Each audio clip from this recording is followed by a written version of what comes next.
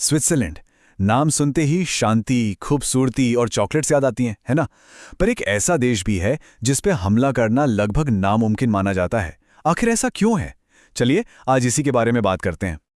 जरा सोचिए, एक ऐसा देश जिस पर हमला करना इतना ज्यादा खतरनाक हो कि इतिहास की सबसे ताकतवर सेनाओं ने भी हाथ खड़े कर दिए।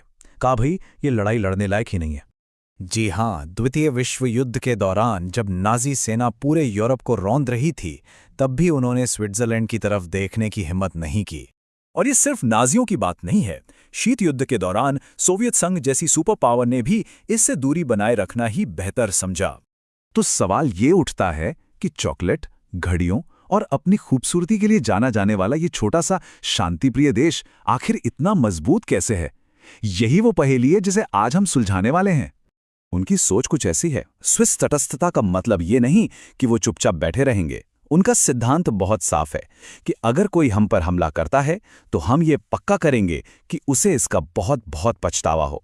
स्विट्जरलैंड की रक्षा की पहली दीवार कोई सेना या हथियार नहीं बल्कि उसका अपना भूगोल है। जी हाँ, उन्होंने अपने पहाड़ों को ही अपना सबसे बड़ा हथियार बना लिया है। ये नंबर देखिए, 60%। देश का 60% हिस्सा ऊंचे मुश्किल आल्प्स पहाड़ों से घिरा है। और ये सिर्फ एक नंबर नहीं है, ये उनकी पूरी डिफेंस स्ट्रैटेजी की नींव है। किसी भी हमला करने वाली फौज के लिए ये इलाका किसी बुरे सपने से कम नहीं। सोचिए, संकरी घाटियां, गिनी चुनी सड़कें, खतरनाक दर्रे, यहां टैंक और सप्लाई ट्रक कैसे आगे बढ़ेंगे?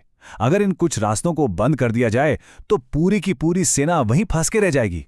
लेकिन स्विट्जरलैंड सिर्फ अपनी कुदरती ताकत पर निर्भर नहीं रहा। उन्होंने डिफेंस की एक दूसरी परत भी तैयार की जो इंसानों ने बनाई है, और शायद ये कुदरत से भी ज्यादा डरावनी है। इस प्लान का नाम था नेशनल रेडआउट। इसका आइडिया बहुत सिंपल लेकिन जीनियस था। अगर दुश्मन शहरों पर कब्जा कर भी लेता है तो कोई बात नहीं, स्विस सेना पीछे हट जाएगी और आल्प्स के अंदर बने अभेद्य किलों में चली जाएगी। चलिए इसके लॉजिक को समझते हैं। स्टेप 1, दुश्मन शहरों पर कब्जा कर लेता है। स्टेप 2, स्विस सेना पहाड़ों में चली जाती है। स्टेप 3, ये पहाड़ एक ऐसा किला बन जाते हैं जिसे कोई भेद नहीं सकता। और नतीजा स्टेप 4, हमलावर वहीं फंसकर रह जाता है अनिश्चित काल के लिए, एक ऐसे देश में जो उसका है भी और नहीं भी। मतलब ये सिर्फ एक डिफेंस प्लान नहीं था, ये पूरे देश को एक बहुत बड़े जाल में बदलने की तैयारी थी।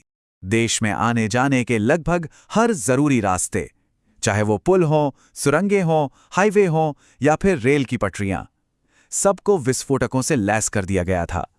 इसका मतलब ये कि जैसे ही हमले का सिग्नल मिलता, कुछ ही मिनटों में देश के अंदर आने जाने के सारे रास्ते तबाह। दुश्मन की सेना जहां है वहीं फंसी रह जाएगी। तो पहाड़ हो गए, जाल भी बिछ गए। अब आते हैं डिफेंस की तीसरी और शायद सबसे अहम परत पर, स्विट्जरलैंड के अपने लोग। देखिए, स्विट्जरलैंड की कोई पारंपरिक सेना नहीं है जैसी हम सोचते हैं। उनकी है एक मिलिशिया सिस्टम। इसका मतलब लगभग हर वयस्क पुरुष को मिलिट्री ट्रेनिंग लेनी पड़ती है और ट्रेनिंग के बाद वो अपनी राइफलें घर ले जाते हैं। सोचिए इसका असर क्या होगा। अगर हमले की नौबत आई तो सेना को इकट्ठा होने में हफ्ते नहीं, सिर्फ कुछ घंटे लगते हैं। तो हमला करने वाली सेना का सामना कुछ हजार सैनिकों से नहीं बल्कि पूरे देश की आबादी से होगा। हर शहर में, हर गांव में, हर घाटी में हर नागरिक एक सैनिक है।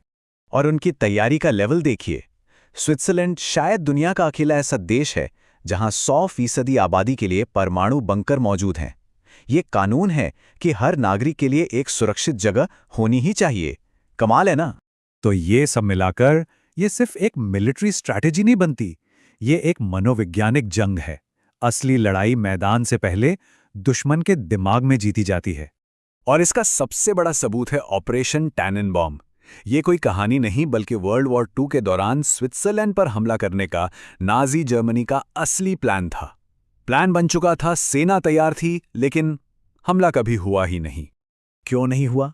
क्योंकि नाजी कमांडर्स ने भी हिसाब लगाकर देख लिया था। उनका निष्कर्ष साफ था, स्विट्जरलैंड को जीतने में जो कीमत चुकानी पड़ेगी वो उस जीत से मिलने वाले फायदे से कहीं ज्यादा होगी।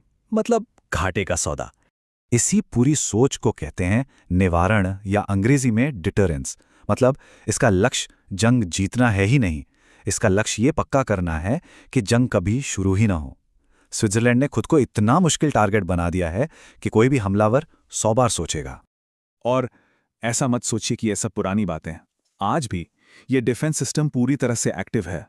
वो छिपे हुए बंकर, वो मिलिट्री सुरंगें और वो नागरिकों की मिलिशिया, सब कुछ आज भी वैसा ही है। तो स्विट्जरलैंड की पूरी रक्षा रणनीति को हम इन 3 लाइनों में समझ सकते हैं। एक ऐसा देश जहां पहाड़ हथियार हैं, सड़कें जाल हैं और नागरिक सैनिक हैं। तो सवाल ये उठता है कि शांति की असली कीमत क्या है?